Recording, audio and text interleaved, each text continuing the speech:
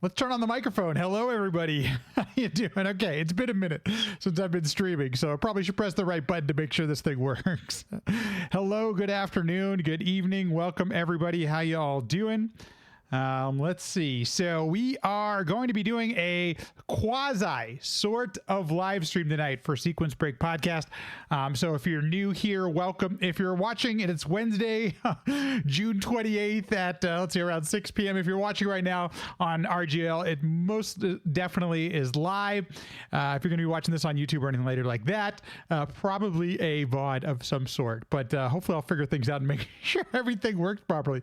Actually, while we're doing that, I'm going to change over really quick and make sure for later that my video is set. Okay, cool, it is. I'm just making sure we're doing the right things. It's been a minute, folks, since I've streamed, okay? So welcome. If this is your first time and you're watching the podcast here, welcome. This is Sequence Break, and I'll go over it in just a second. I have a little intro and everything like that. But if you have any questions or anything like that, so I'm going to be sharing a clip from an older episode about halfway through the podcast, but I'm going to stick in chat and answer any questions or anything like that. If anything pops up, or if you just want to comment or you want to make fun of something, please feel free. Don't make fun of the guest, make fun of me. I'll take that. Just kidding. There's nothing to really make fun of. But we're going to have some fun. We're going to take a look at Super Mario RPG Randomizer. And it's actually one of the earlier episodes I recorded. But I think we're going to go ahead and get started. So welcome in, everyone. Hello, everybody. My name is Matt, and I was about to say my real name, Matt Lackey, which is somewhat close to my screen name, Lat Mackey. Let's try this one more time. This is what happens, folks. I'm out of practice. I have this whole thing of all these notes I want to remember to say and everything, and I can't, introduce my name to get through this thing here. So thank you for your patience. It's been a minute. It has been a minute since I've done any sort of streaming, so thank you for your patience. Here we go. Hello, everybody. My name is Lat Mackey, and this is Sequence Break IL. A look at speedrunning, game development, content creation, and everything in between. Thanks so much for being here. If you're watching on RGL Retro Gaming Live TV right now, it is live. Otherwise, maybe you're watching on YouTube, or maybe you're listening on your favorite podcast feed. Thank you so much for doing so. I really do appreciate it. Been getting a ton of love over the last couple months, so I don't know what's happened or anything, but I appreciate all of it, folks. Thank you so much for liking and subscribing and all of that fun jazz. I really do appreciate it. So I'm recording this or streaming it live right now at the end of June, and this is, I guess, a week after Nintendo did probably one of their final directs for the Switch. At least what most of us are guessing what's going to be its final direct for the Switch. And if you've never watched a Nintendo Direct before, it's basically where they announce a bunch of stuff. It's their version of how they announce things to the world. And it was actually kind of this really pleasant surprise if you're a Nintendo fan. It seems like, I gotta be honest, if you're on the Twitters or anything like that around speedrun, it seemed like a lot of retro speedrunners were really kind of digging this direct. So many great things have popped out of it. Super Mario Brothers Wonder might have been like the headliner of this new 2D Super Mario game, but Sonic Superstars look pretty cool to me. I also got the Arkham trilogy, which is like just one of my faves, but it was on there as well.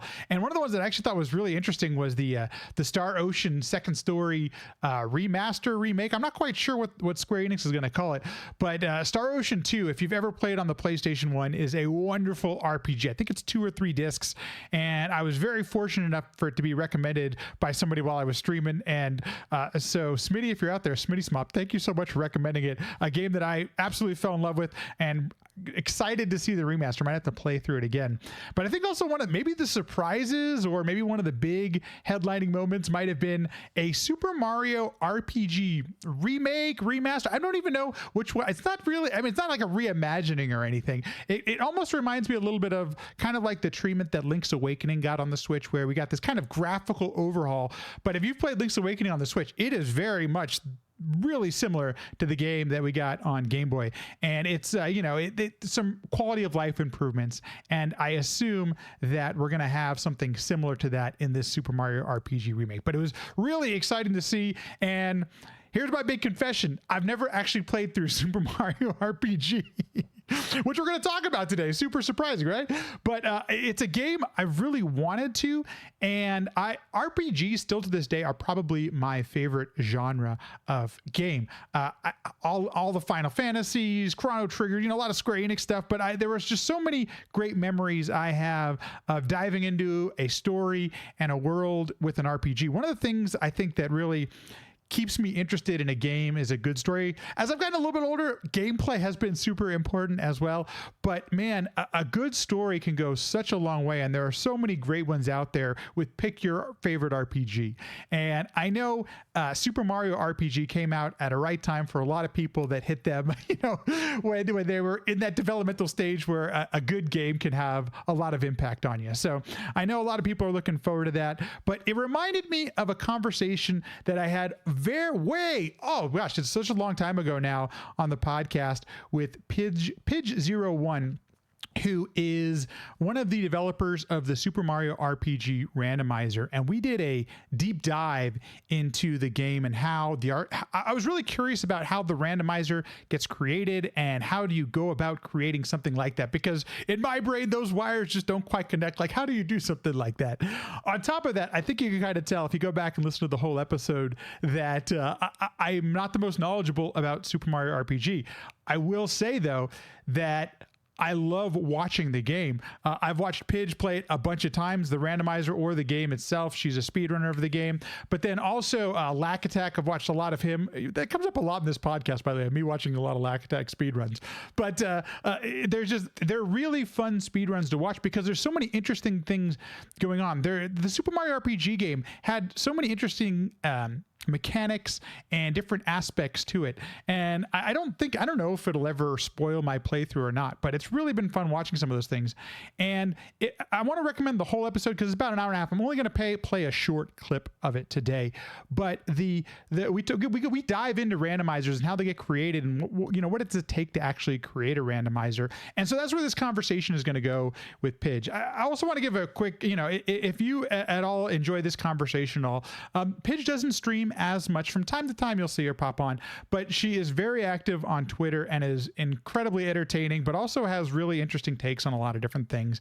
And I don't know if she still does, but she actually used to create input capture devices. I don't know if she still does, but my NES and my Super Nintendo input capture devices were made by her with the tape and the soldering and the Arduino and everything like that, and was just very helpful with getting it up and running. I didn't know exactly what was going on the first time I played this. So I just want to give a huge shout out to her, just huge thanks to her for what she has done for the community, but then also really cool, interesting conversations. If you're at all interested in the Super Mario RPG world, randomizers, the community, this is a conversation. Check this out. This was probably recorded in December of 2019 or January of 2020. So yes, it is 3.5 years old at this point, but there is still a lot of really interesting information, how these things get created. I'll be back at the end to kind of give some links and some places you can go to get some more information.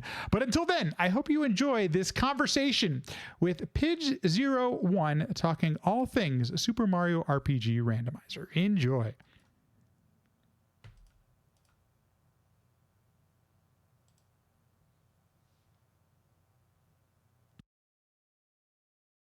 The first randomizer of Super Mario RPG was written by Abyssinium. Abyssinium has done a lot of RPG randomizers.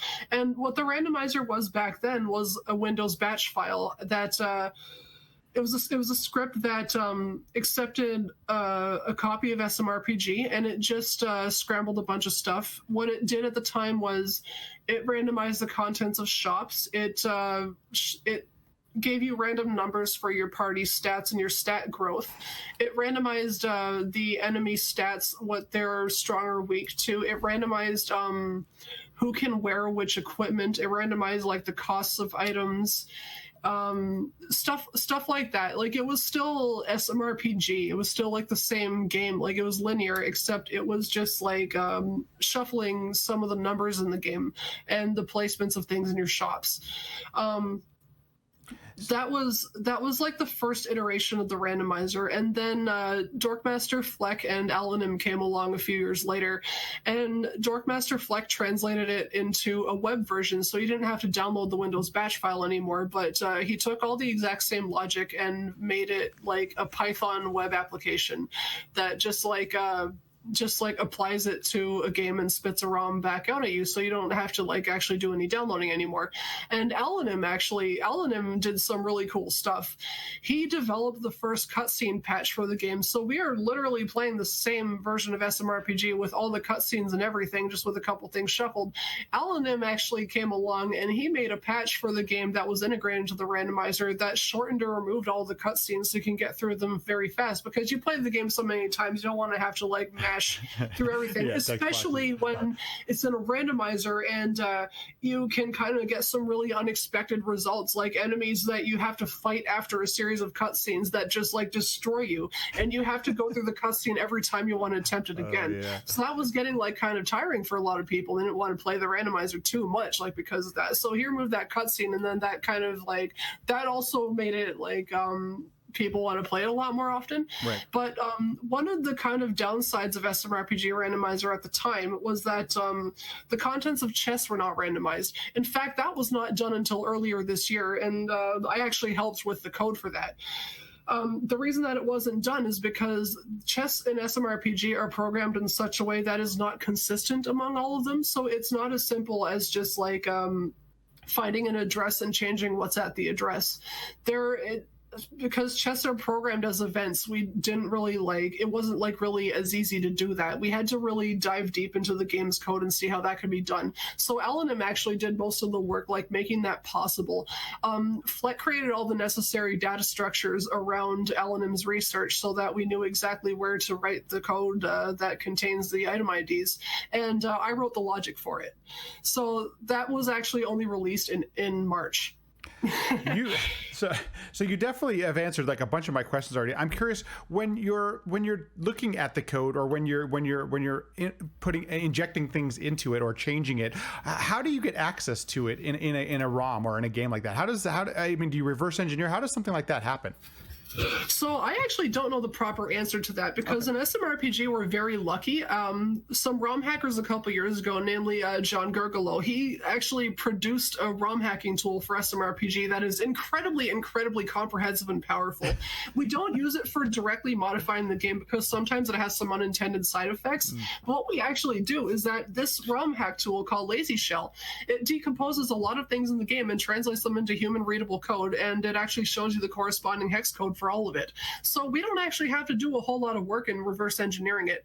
There are sometimes occasionally where we will have to reverse engineer like some of the code that we're reading, just like based on patterns we've seen elsewhere in the code. I can think of a time recently when some bosses were hard locking because we changed one byte in the code, and it turns out we actually just like put a byte patch like one address too late. No. One earlier. And the thing that we overwrote was a pointer that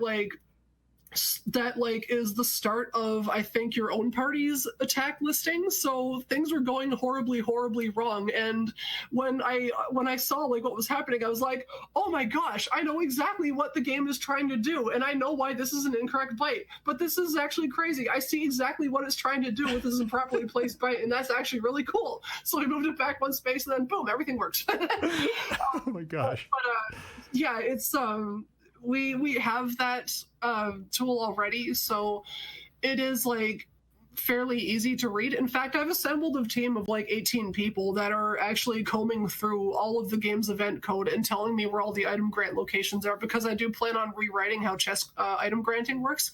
And it's like so easy to understand that I was able to just make a couple of YouTube videos and show it to like a whole bunch of people, and they read it and they went to town, and we have like this big document of like where like all the addresses that the item grants are at. Like that's how lucky we are as SMRPG developers. But we're also unlucky in the fact that like nobody in our team like really knows assembly, so it's kind of hard to add new features that are not like done within the scope of what Lazy Shell can accomplish. So if someone wants to add a frame counter, I don't know how to add a frame counter. Don't ask me that. I don't know assembly. Like I haven't written assembly in 13 years. I could pick it up again, but it had to be like a huge learning curve, you know.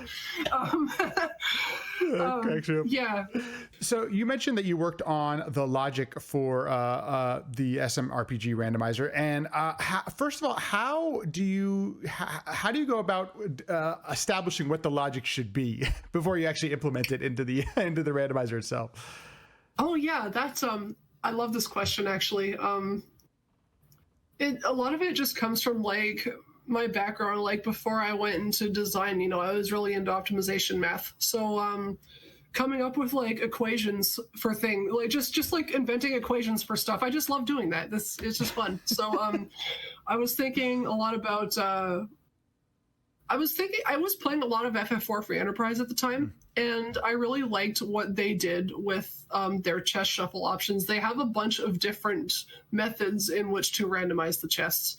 So I was trying to do something similar. So in FF4 Free Enterprise at the time, what they had was you could either do randomization where literally anything can appear anywhere, or you could have randomization where literally anything can appear anywhere except for the very best item in the game. Like you're not going to find adamant armor, you're not going to find Stardust Rod.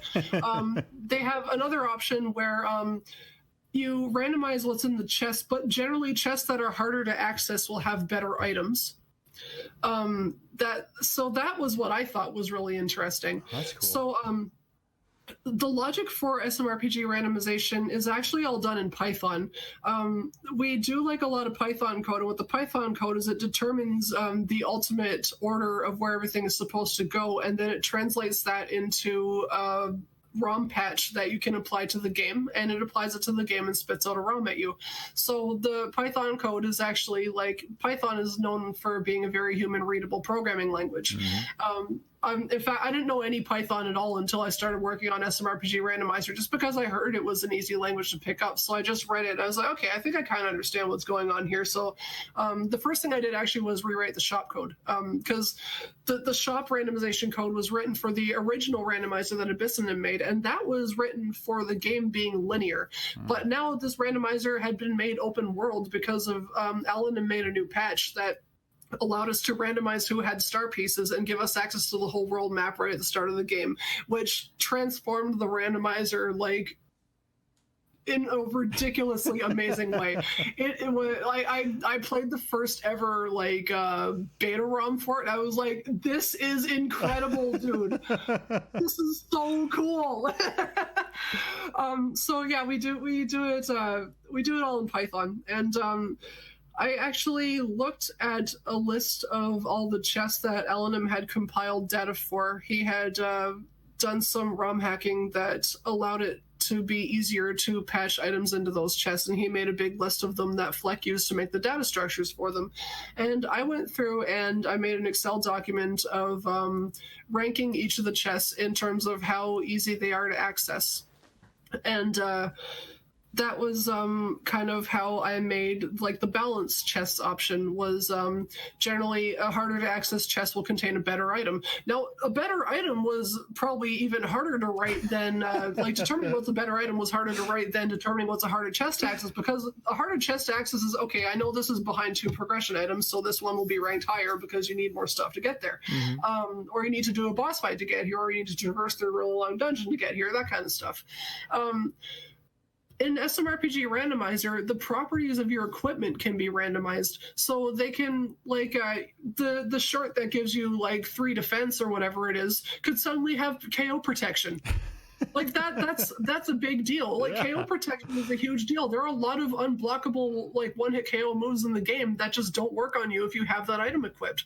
So what I ended up doing was I made like a spreadsheet of every equip in the game, and I wrote out all of its stats in the columns, and additionally I put like a column for each property it can have. So that's things like full fire resistance, half fire resistance, full ice resistance, half ice resistance, resistance to poison, resistance to mushroom, resistance to berserk, one-hit KO status, half 1.5 times attack boost multiplier, speed increase, like all that kind of stuff.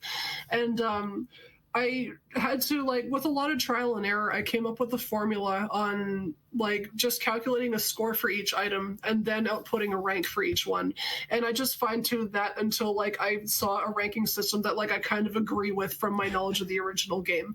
Right. And then Fleck generated a bunch of test seeds for me that spat out all the equip data to a spreadsheet. And then I ran that formula on all those spreadsheets to see like if I kind of agreed with the assessment that my formula made. And if I didn't, well, back to the drawing board.